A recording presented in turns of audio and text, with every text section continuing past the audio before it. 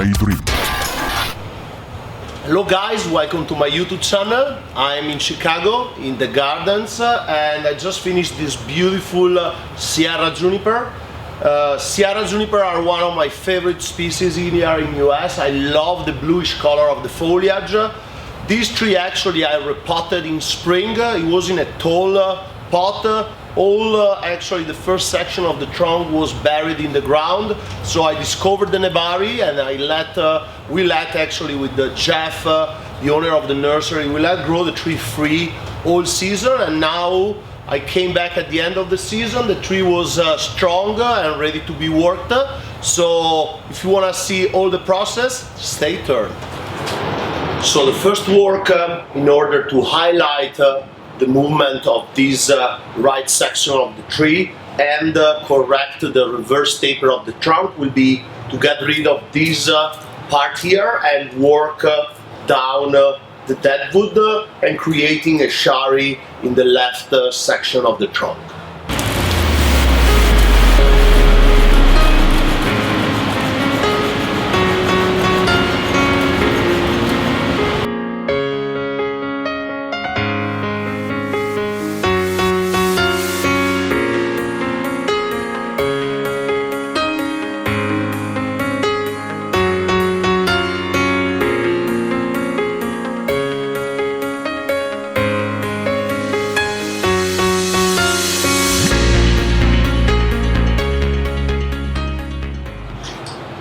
So now what we're gonna do is keeping this live line and the back one to feed the two trunk and clean the central part that is dead because this shari, and clean completely this left side that was the live line going up to the branch we just cut it away, so we can definitely shape this dead wood to have a more nicer trunk line on our tree. Most of these will go, probably almost all these dead wood will go, because I want to highlight this movement and the old dead wood of the central part of the trunk. Now, using my bark splitter, I start from the top of the dead wood and I break down the fiber of the wood along the lines. The goal is to reduce the taper and create conicity. I keep breaking more fiber in the side where I have to correct the reverse taper on the trunk in its central part, and after that, using my Rudiban, I start cleaning the old bark from the lower part of the trunk.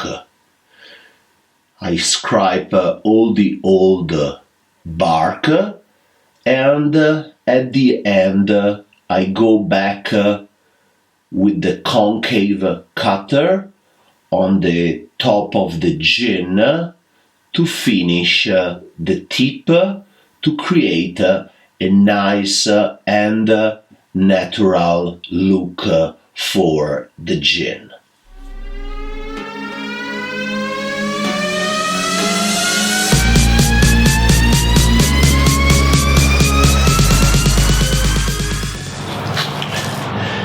The wood of the Sierra Juniper is very fibrous and is easy with the correct tools to go inside and create nice deeper layers on the wood by pulling the fiber either up or down, so we can create a little bit more of a natural look. You see?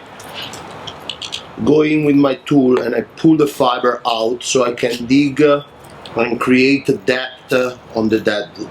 That's very important to create a natural looking shari on this tree.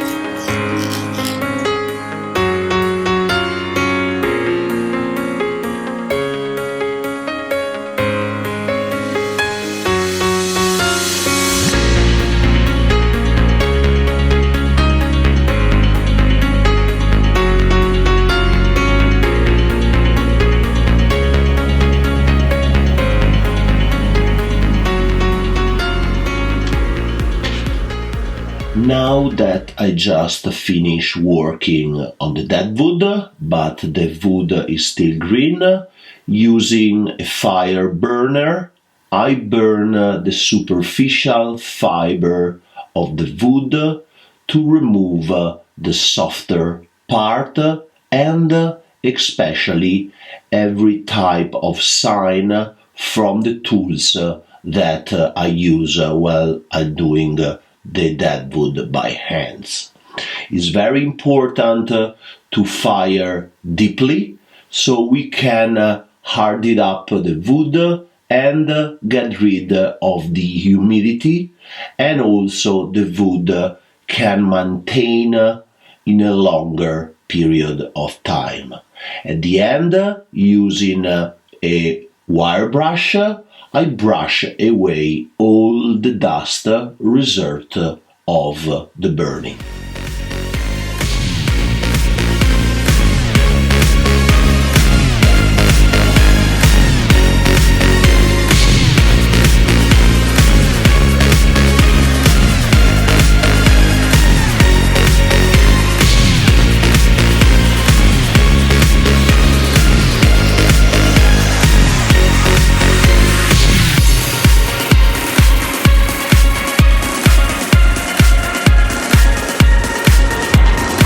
So I just finished the work on the dead wood, trying to create as many details as possible, especially in this lower part that was very flat.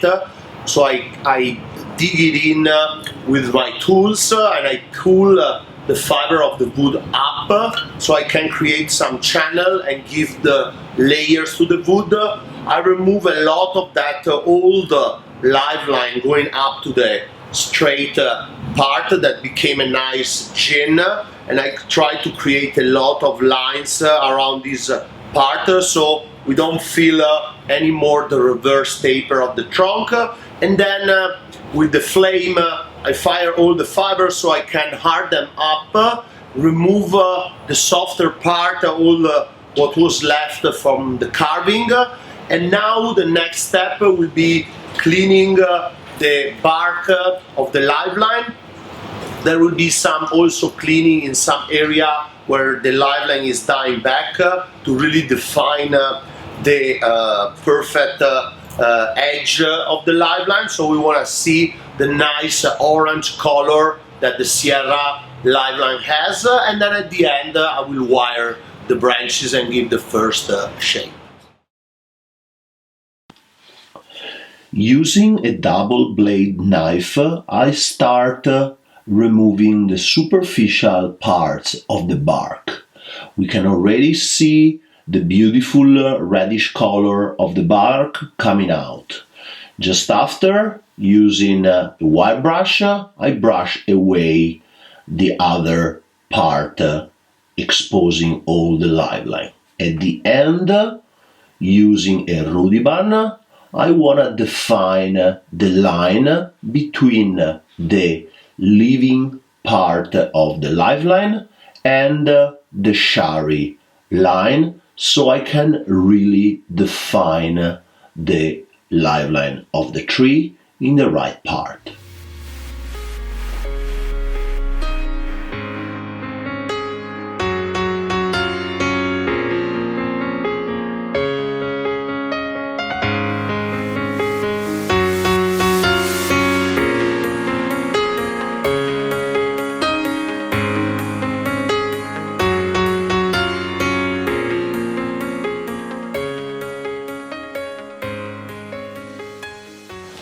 So here we are with all the cleaning done, the dead wood is finished, and now it's time to wire and put the branches in position. So the goal is to create a kind of an elegant double trunk bunjin. So we'll start putting down some of the upper branches to create some flow and start creating some apex.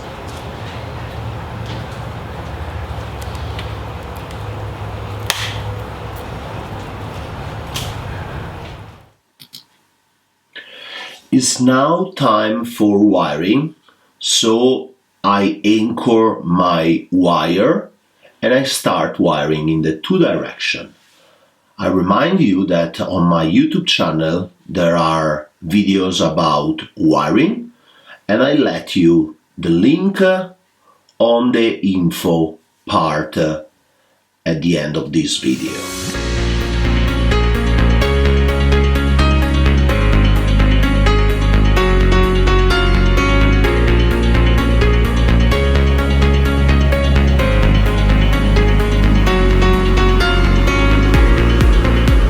Now that the main tree is totally wired, I can start manipulating the top part of the line of the trunk, and after finding the position, starting from the lower branch, I can start lowering down and positioning all the intermediate branches.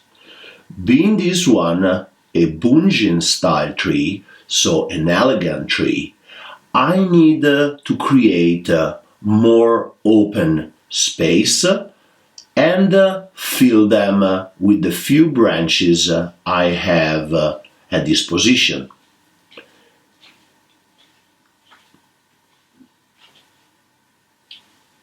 It's important to create a nice and elegant look and a good proportion between the volume of the branches and the negative spaces.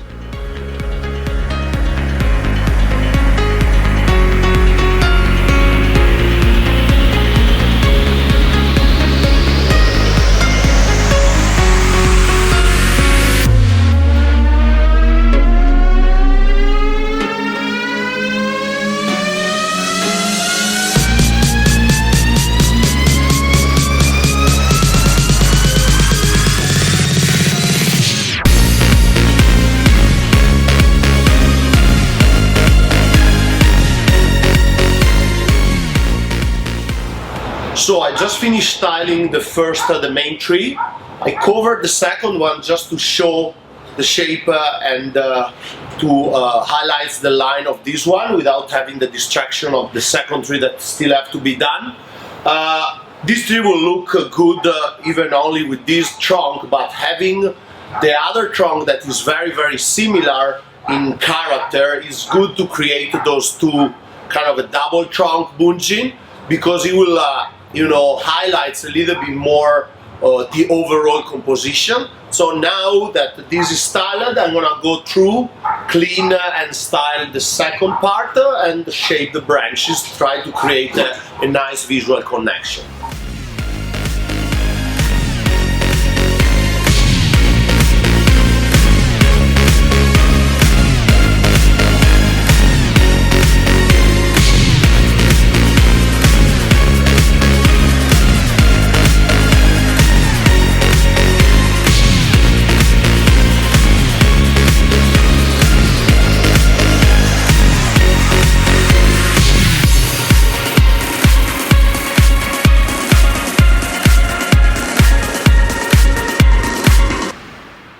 Thank you so much for watching this video.